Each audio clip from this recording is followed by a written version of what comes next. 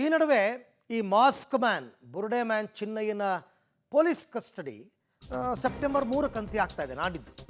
So ಹಾಗಾಗಿ ಇವತ್ತು ಚಿನ್ನಯ್ಯನ SIT custody ಅಂತ್ಯ ಇಲ್ಲ, ಇವತ್ತಲ್ಲ ನಾಡಿದ್ದು ಸೆಪ್ಟೆಂಬರ್ 3ಕ್ಕೆ ಮಾಸ್ಕ್ ಮ್ಯಾನ್ ಕಸ್ಟಡಿ ಅಂತ್ಯ ಆಗುತ್ತೆ.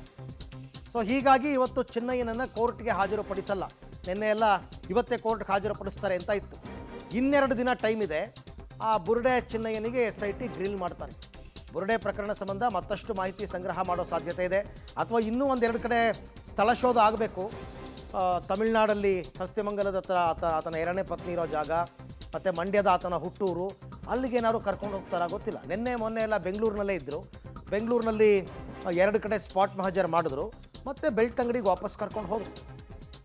ಸೊ ಈಗ ಇನ್ನೂ 2 ದಿನ ವಿಚಾರಣೆಯನ್ನು ಮುಂದುವರಿಸ್ತಾರೆ, ಅಥವಾ ಸ್ಪಾಟ್ ಮಹಜರ್ ಕರ್ಕೊಂಡು ಹೋಗ್ತಾರ ನೋಡಬೇಕು. ಒಟ್ಟಿನಲ್ಲಿ ಆತನ SIT ಕಸ್ಟಡಿ ಅಂತ್ಯ ಆಗೋದು 3ನೇ ತಾರೀಕು ಸೆಪ್ಟೆಂಬರ್ 3ಕ್ಕೆ. ಅಂದರೆ ನಾಡಿದ್ದು ಆತನನ್ನು ಬುಧವಾರ ಕೋರ್ಟ್ಗೆ ಹಾಜರುಪಡಿಸ್ತಾರೆ. ಆನಂತರ ಕೋರ್ಟ್ ಏನು ಹೇಳುತ್ತೆ ಗೊತ್ತಿಲ್ಲ. ಮತ್ತೆ ಇವರು ಕಸ್ಟಡಿಗೆ ಕೇಳುವಂತಹ ಸಾಧ್ಯತೆ ದಟ್ಟವಾಗಿದೆ.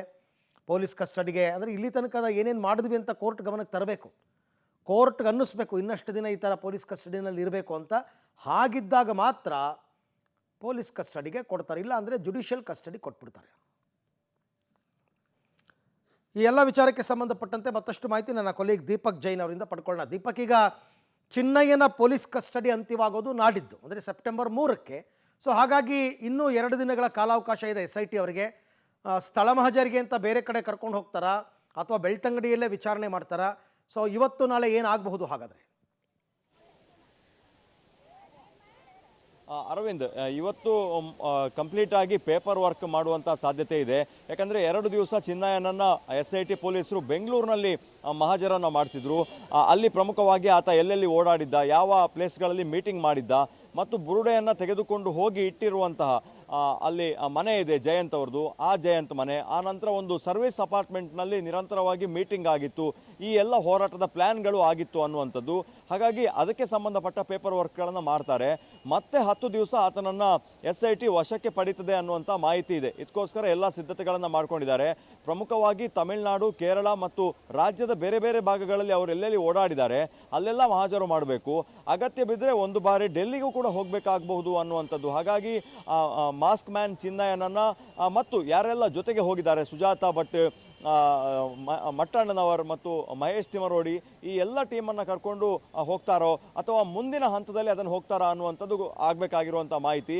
ಈವರೆಗೆ ಉಳಿದ 4 ಜನಕ್ಕೆ ಇನ್ನೂ ಕೂಡ ಈ ಪ್ರಕರಣಕ್ಕೆ ಸಂಬಂಧಪಟ್ಟ ಹಾಗೆ ನೋಟಿಸನ್ನು ಕೊಟ್ಟಿಲ್ಲ.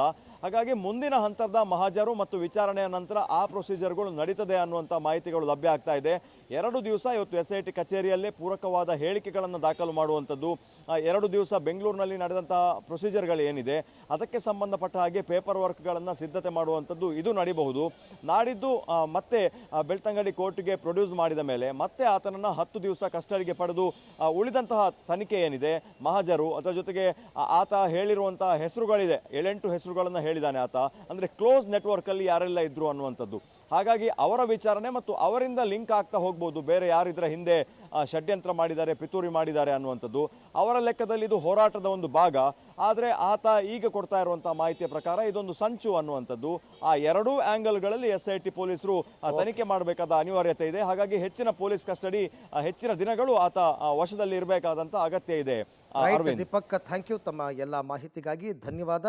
ನೋಡೋಣ, ಅದೆಲ್ಲ ನಾಡಿದ್ದು ಕೋರ್ಟ್ಗೆ ಪ್ರೊಡ್ಯೂಸ್ ಮಾಡಿದ್ಮೇಲೆ ಏನು ಎತ್ತ ಅಂತ ಗೊತ್ತಾಗುತ್ತೆ.